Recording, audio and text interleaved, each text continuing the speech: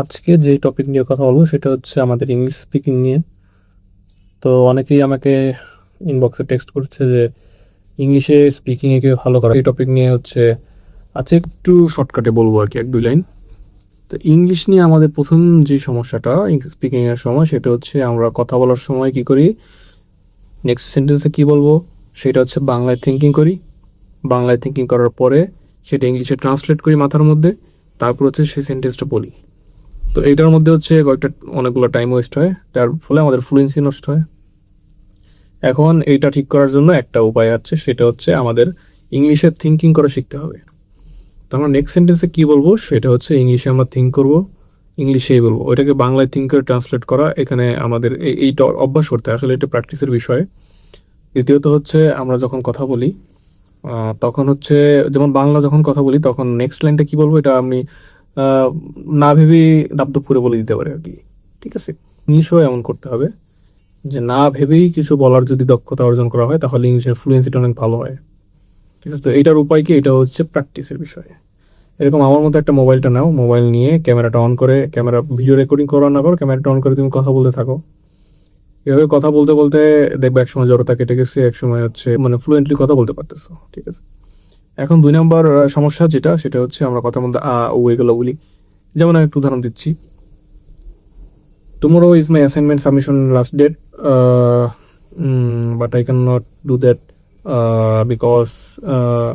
তো এই যে কথার মধ্যে ও এগুলো হচ্ছে এই ফিলার ওয়ার্ডগুলো হচ্ছে আমাদের ফ্লুয়েন্সি নষ্ট করে। তো এইটার জন্য সব থেকে মানে দুইটা টিপস আমার কাছে আছে। প্রথমটা হচ্ছে যে কথা স্লোলি বলবে, যখন ইংলিশ বলবে তখন অত ফাস্ট বলার দরকার নেই। স্লো ইংলিশ বা স্লো ল্যাঙ্গুয়েজ, এটা একটা ফর্মাল ল্যাঙ্গুয়েজ, এটা শুনতে ভালো শোনায় এবং you sound good.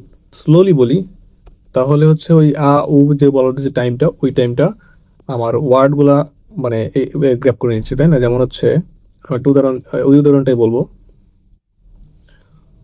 Today is the last day of assignment submission, I could not submit it properly because yesterday I was having a headache.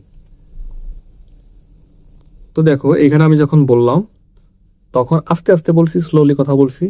আর যেখানে আমার মনে পড়তেছে না ওইখানে আমি চুপ ছিলাম। ঠিক আছে, তখন ও না বলে ওই সময় কি আমি চুপ ছিলাম। যেমন আই হ্যাড এ হেডেক, এখানে আনা বলে I had a headache, so I could not sit on the table. তো ঠিক আছে, মানে আমি যখন কথা বলি, কথা বলার সময় যখন আমার ফিলার ওয়ার্ডগুলো আসবে, ফিলার বলতে আমি যখন বলবো এইসব সাউন্ড করব, তার থেকে আমি বরং চুপ থাকি।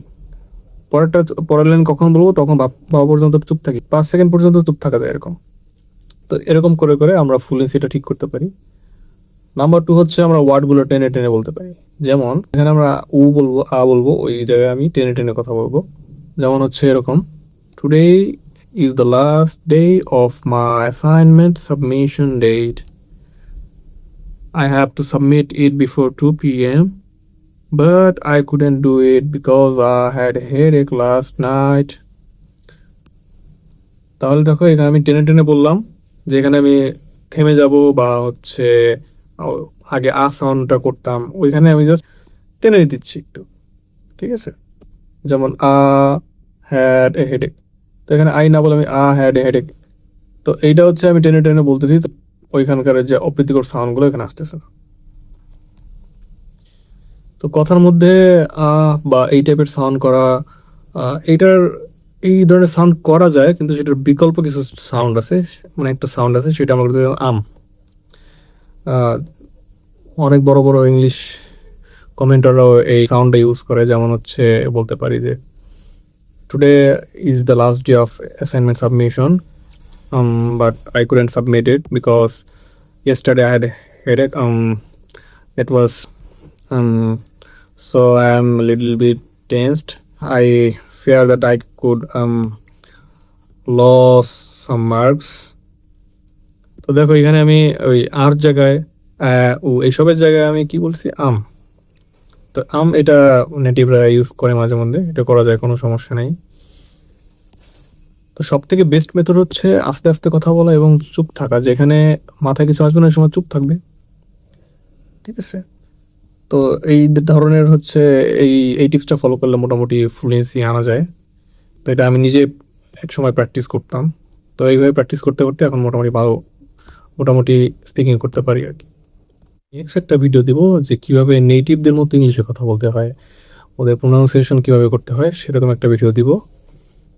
ততক্ষণ পর্যন্ত আমার চ্যানেলটাকে লাইক, কমেন্ট, ফলো এবং সাবস্ক্রাইব করার জন্য অনুরোধ রইল।